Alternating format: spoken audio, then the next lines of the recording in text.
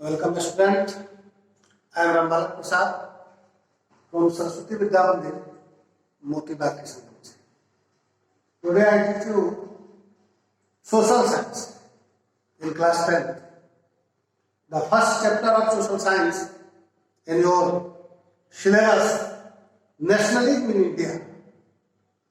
The nationalism in India यानी भारत में राष्ट्रवाद, यहाँ अधूरा लिखा चला गया है, इसको ठीक कर लेंगे।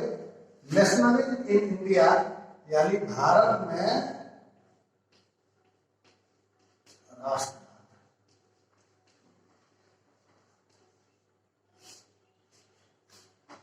ठीक है, भारत में राष्ट्रवाद, ये पहला पाठ मेरे द्वारा इतिहास के अंतर्गत पढ़ाया जा रहा है। तो सबसे पहले हम विचार करेंगे कि राष्ट्रवाद है क्या। What is nationalism?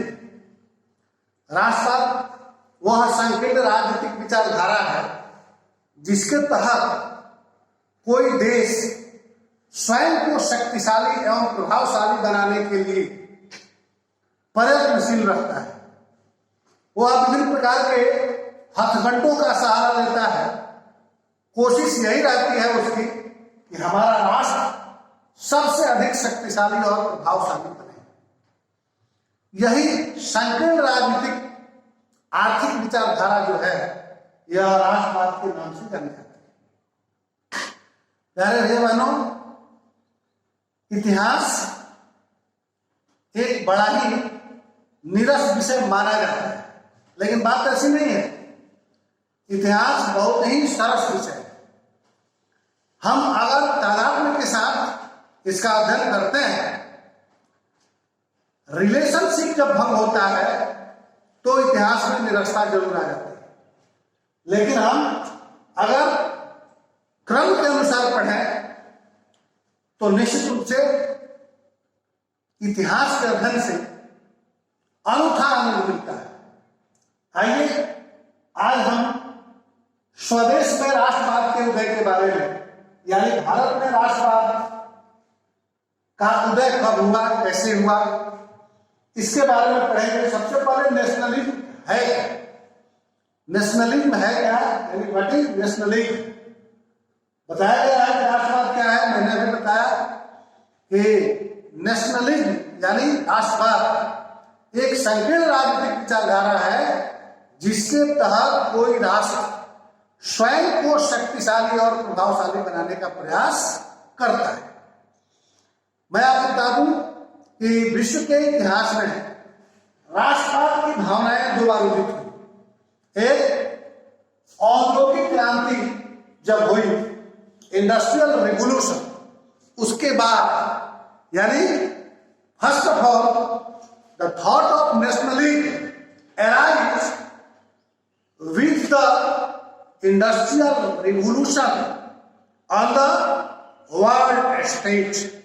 First of all, पहली बार राष्ट्रवाद कब आया? औद्योगिक क्रांति के बाद, यानी औद्योगिक क्रांति के कारण। अब राष्ट्रवाद कैसे आया? औद्योगिक क्रांति क्या है आप जानते हैं, पढ़ते आ रहे हैं वर्षों से। औद्योगिक क्रांति वह क्रांति थी जिसके कारण बड़े पैमाने पर जो काम हाथ से होते थे, अब कल कारखानों के आविष्कार हो जाने के कारण कल कारखानों के माध्यम से होने लगे। तो हाथ से जो उत्पादन का कार्य होता था वह मशीनों से होने लगा। उसके लिए कल कारखाने लगा दिए गए। तो वही है औद्योगिक क्रांति। उस औद्योगिक क्रांति के कारण क्या हुआ? तो उस औद्योगिक क्रांति के कारण ब्रिटेन में दो समस्याएं उत्पन्न हुई। आप जानते हैं कि सबसे पहले औद्योगिक क्रांति कहाँ हुई? तो ब्रिटेन में, इंग्लैंड में। तो इंग्लैंड में ही क्यों हुई? कोई अगर ऐसा प्रश्न करता है, आप उत्तर नहीं जानते हैं, तो एक थोड़ा सा आप अपना विवेक उपयोग में ला सकते हैं। अगर कुछ भी उत्तर नहीं जानते हैं तो इतना तो जरूर जानते हैं कि इंग्लैंड में हुई। तो इतना कह सकते हैं कि इंग्लैंड में औद्योगिक क्रांति सबसे पहले इसलिए हुई कि औद्योगिक क्रांति के लिए जिन अनुकूलताओं की आवश्यकता थी वे समस्त अनुकूलताएं जो थी वे सारी अनुकूलताएं इंग्लैंड में ही उपलब्ध थी, इसलिए इंग्लैंड में। बात समझ में आ गई? हाँ, इसलिए औद्योगिक क्रांति। अब उसमें और कोई और डिग्री आपसे जानना चाहे तो आप बता सकते हैं कि भाई सबसे शिक्षा के क्षेत्र में आगे था इंग्लैंड, इसलिए वहां एक बाद एक स्कॉलर हुए, साइंटिस्ट हुए, इन्वेंटर हुए और उन लोगों ने बड़े पैमाने पर इन्वेंशन किया, फलतः विभिन्न प्रकार के यंत्र आविष्कृत हुए, कल कारखाने बने और कल कारखाने बने, उसी से औद्योगिक क्रांति हो गई, उसी को औद्योगिक क्रांति कहते हैं। इसलिए सबसे पहले इंग्लैंड में औद्योगिक क्रांति, तो इंग्लैंड में औद्योगिक क्रांति हुई तो औद्योगिक क्रांति ने क्या किया? औद्योगिक क्रांति से दो समस्याएं उत्पन्न हुई। कौन कौन? कि कच्चा माल कहां से आए, कल कारखाने लगा दिए गए तो उनको चलाने के लिए, कल कारखानों को चलाने के लिए वर्ष भर कच्चा माल चाहिए, तो ये कच्चा माल कहां से आए? और दूसरी बात कि उत्पादित माल कहां को जाए, तो इस कविता में भी आप पढ़ सकते हैं कि कच्चा माल कहां से आए,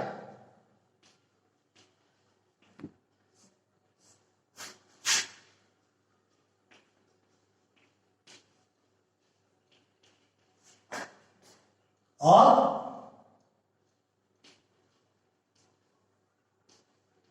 उत्पादित माल कहां की जाए।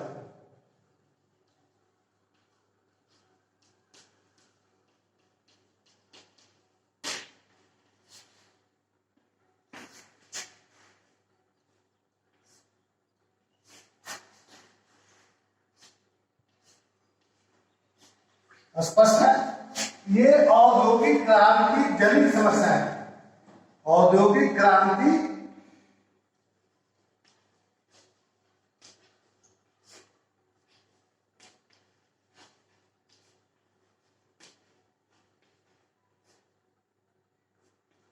ये दो समस्या, कच्चा माल कहां से आए और उत्पादित माल कहां को जाए। अब ब्रिटेन वासियों ने इस समस्या का हल ढूंढ निकाला। क्या निकाला? तो इन्होंने, ब्रिटेन के लोग वास्तव में शिक्षा के क्षेत्र में आगे थे, देश का लोग थे, तो इन लोगों ने इसका मार्ग किसमें ढूंढा?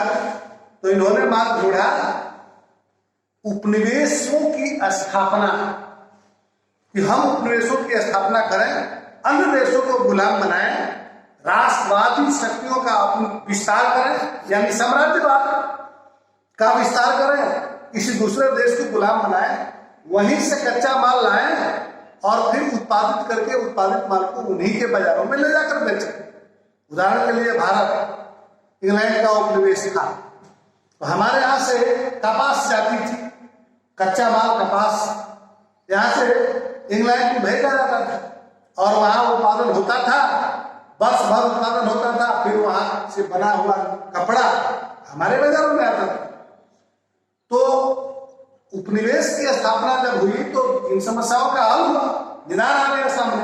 वो समझ गए कि अगर हम अधिक से अधिक उपनिवेशों को स्थापित करते हैं, अधिक से अधिक देशों को गुलाम बनाते हैं, एशिया और अफ्रीका के अधिकांश देशों को, तो वहां से हम कच्चा माल लाएंगे और फिर उत्पादित माल को उन्हीं के बाजारों में ले जाकर बेचेंगे। ये उनका चिंतन है और इसी में साम्राज्यवाद में, राष्ट्रवाद में, अपने राष्ट्रवाद में उन्होंने इसका मार्ग ढूंढ लिया कि उपनिवेशों की स्थापना करो। तो उपनिवेशों की स्थापना करने के लिए एशिया और अफ्रीका के तमाम देशों की तरफ अपनी गिद्ध दृष्टि लेकर चल पड़े। एशिया अफ्रीका के अधिकांश देशों को गुलाम बनाने की नियत से वो चल पड़े और उन्होंने बनाया। उस समय परिस्थितियां भी एशिया और अफ्रीका की कुछ ऐसी थी, आर्थिक दृष्टि से कमजोर थे, निराश, सेना में अनुशासन का अभाव था, लोगों में राष्ट्र प्रेम का अभाव था, औद्योगिक पिछड़ेपन के शिकार थे वे देश, तो तरह तरह की समस्याएं थी देशों में। इस कारण यूरोपीय देश, अब जैसे जैसे इंग्लैंड में औद्योगिक क्रांति हुई, वहां के लोगों ने उपनिवेशों की स्थापना के लिए प्रयास किया और उनकी देखा देखी बाद के अन्य यूरोपीय देशों में जो औद्योगिक क्रांति होती चली गई, तो वहां के लोगों ने भी ब्रिटेन के राहों चलना शुरू किया। देखा कि ब्रिटेन ने औद्योगिक क्रांति जनित समस्या का क्या निदान किया, तो उन्हें पता चला वो तो उपनिवेशों की स्थापना में इसका निदान ढूंढ निकाला। तो अन्य यूरोपीय देश भी एशियाई और अफ्रीकी देशों पर अपनी युद्ध दृष्टि लिए चल पड़े, यानी तमाम यूरोपीय कंपनियां एशियाई और अफ्रीकी देशों पर आ गई उपनिवेशों की स्थापना के लिए। बस यूरोप में राष्ट्रवादी होड़ मची, यानी हम अधिक से अधिक देशों को गुलाम बनाएं, अधिक से अधिक उनका दोहन करें और अपने देश को अधिक से अधिक ताकतवर बनाएं। This is nationalism. यही राष्ट्र कि हम अपने राष्ट्र को सर्वशक्तिशाली और प्रभावशाली बनाएं, यह और तमाम यूरोपीय देशों में मच गई।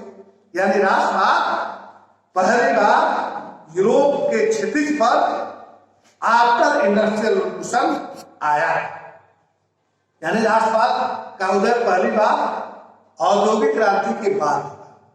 लेकिन दूसरी बार राष्ट्रवाद कब उदित हुआ, जब एशियाई और अफ्रीकी देश जो गुलाम बनाए गए थे यूरोपीय कंपनियों के द्वारा, जब उनके भीतर राष्ट्रवाद का जज्बा पैदा हुआ, उन्हें लगा कि भाई हम गुलाम रहकर अपनी जगहसाई कराते रहेंगे, अपनी अर्थव्यवस्था बर्बाद करते रहेंगे और फिर औपनिवेशिक शासकों के शासन की चक्की में पिसते रहेंगे, हमारा कोई वजूद नहीं रहेगा, हमारी कोई पहचान नहीं रह पाएगी, ऐसे में जीना भी कोई जीना है क्या।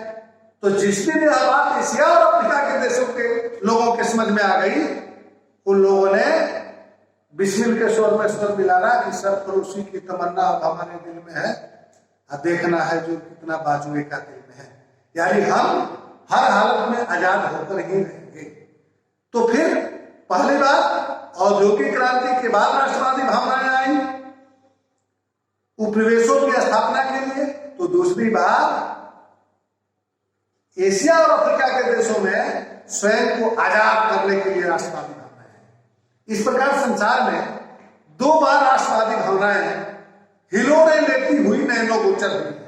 पहली बार after industrial revolution and second chance जब एशिया अफ्रीका के देश आजाद होने के लिए ललायित हुए, सर पर कफन बांध लिए, तब एशियाई और अफ्रीकी देशों में राष्ट्रवाद का प्रादुर्भाव हुआ, राष्ट्रवादी भावनाएं उदित होने लगी। इसलिए कि एक के बाद एक देश, छोटे से छोटे जो देश थे, वो भी जब स्वतंत्रता की बेड़ियों को तोड़ फेंके, तो फिर बाकी देश लेसन लेने लगे, शिक्षा लेने लगे कि हमें भी आजाद होना चाहिए। जब वियतनाम आजाद हो सकता है, भारत क्यों नहीं आजाद हो सकता? जब श्रीलंका आजाद हो सकता है, तो अमेरिका क्यों नहीं आजाद हो सकता? इस प्रकार से सीख लेते हुए दूसरी बार राष्ट्रवादी भावनाएं एशिया और अफ्रीका के देशों में उदित हुई और पहली बार यूरोपीय देशों में उदित हुई। अब आइए भारत में राष्ट्रवाद, अब दुनिया में जो दूसरी बार राष्ट्रवाद का उदय हुआ, यह राष्ट्रवाद दो तरह से उदित हुआ। एक राष्ट्रवाद के उदय होने का कारण क्या था, यानी कैसे आया राष्ट्रवाद, आया कैसे? तो औपनिवेशिक शासकों के साथ हुए संघर्षों के कारण राष्ट्रवाद के उदय का पहला कारण था औपनिवेशिक शासकों के साथ औपनिवेशिक